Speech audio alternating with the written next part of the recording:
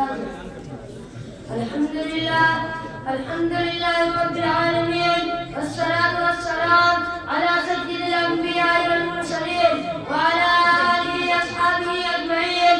أما بعد، أعوذ بالله من الشيطان الرجيم.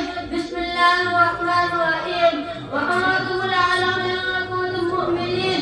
وہ معزز تھے زمانے میں مسلمان ہو کر، وہ معزز تھے زمانے میں مسلمان ہو کر، اور ہم خار ہوئے تاریخ قرآن ہو کر. محترم بزرگوں اور دوستوں، آج میرے گفتگو کا موضوع مسلمانوں کی تباہی اور اس کا علاج ہے.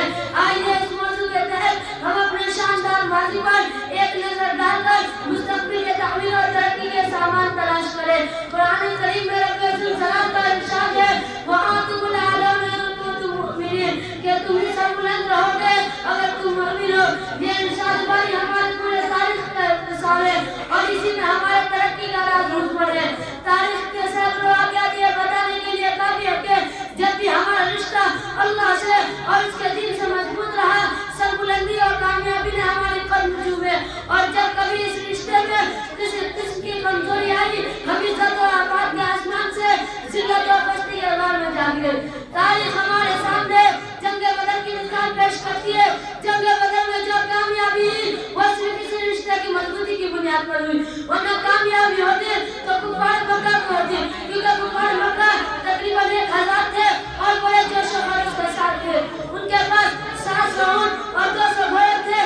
سب کے پاس تلواریں اور دیگر جنگی ہتھیار موجود تھے.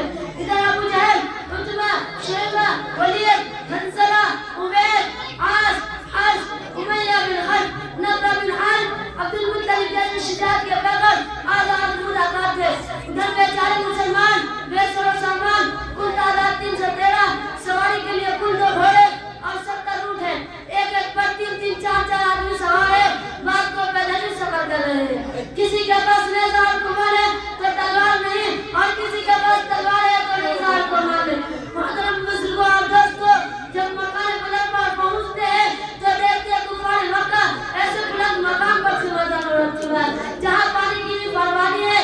بیچارے مسلمان کو پست اور ریتیلی زمین پر خیمہ ہونا پڑا، ایسی جگہ پر کہ کسی کو پیاس لگے تو ایک گھونٹ پانی پینے کو نہ ملے. اور غرض جنگ کے اندر جتنے اسباب اور جتنی چیزوں کی ضرورت پڑتی وہ سب کفار مکہ کو حاصل تھے. مگر جب لڑائی شروع ہوتا ہے تو کفار مکہ گاجر مولی کے طرح کاٹے جاتے ہیں. کفار مکہ کا سب سے بڑا سردار ابو جہل، 2 بچے معاذ اور موس کے ذریعے مارے جاتے ہیں، اور عبداللہ بن مسعود رضی اللہ عنہ ان کے سر کو جسم سے جدا کر دیتے. مسلمانوں، آپ جانتے ہو کہ عبداللہ بن مسعود رضی اللہ عنہ کون ہے؟ یہ وہی ہے جن کو مکہ کے صحن میں کسی ابو جہل نے مارتے مارتے بے ہوش کر دیا تھا. آج میدان جنگ کے اندر وہی عبداللہ بن مسعود رضی اللہ عنہ ابو جہل کا سر قلم کرتے. امیہ بن خلف ابو جہل کے بعد کفار مکہ کا سب سے بڑا سردار سمجھا جاتا تھا، لیکن اپنے ساتھیوں کو اس طرح تحتے ہوتے دیکھ کر گھبرایا اور میدان جنگ چھوڑ کر مکہ کی طرف بھاگ پڑا. حضرت بلال حبشی رضی اللہ عنہ اس کے پیچھے بھاگے اور قریب پہنچ گئے. امیہ بن خلف گھبرا کر گھوڑے سے نیچے گر جاتا ہے، پیٹ کے بل لیٹ جاتا ہے، شور مچاتا ہے، معافی مانگتا ہے، امن چاہتا ہے، لیکن بلال حبشی رضی اللہ عنہ ان کے پیٹ کے نیچے سے تلوار چلا دیتے اور اس کو جہنم رسید کر دیتے. اسلام کا نوجوانوں، جانتے ہو یہ بلال حبشی رضی اللہ عنہ کون ہے؟ اسی امیہ بن خلف کا غلام ہے.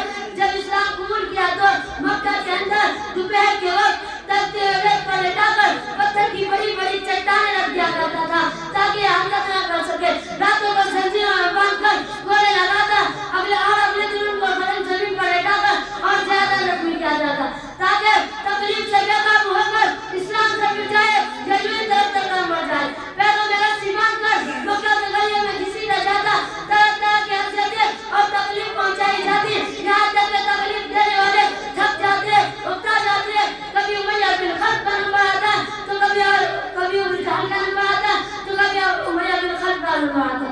آج میدان جنگ کے اندر وہی غلام اپنے آقا مالک یعنی امیہ بن خلف کو قتل کرنے کے لیے دوڑ رہے ہیں، اور امیہ بن خلف میدان جنگ چھوڑ کر بھاگ رہا. مسلمانوں، وہ کون سی چیز تھی جس نے غلام کو غالب اور آقا کو مغلوب کر دیا؟ سچ فرمایا اللہ تبارک و تعالیٰ نے، وَأَنْتُمُ الْأَعْلَوْنَ إِن كُنتُم مُؤْمِنِينَ، کہ تم ہی سربلند رہو گے بشرط کہ تم سچے پکے مسلمان رہے. اسی طرح دوسرے کفار مکہ اپنے ساتھیوں کو اس طرح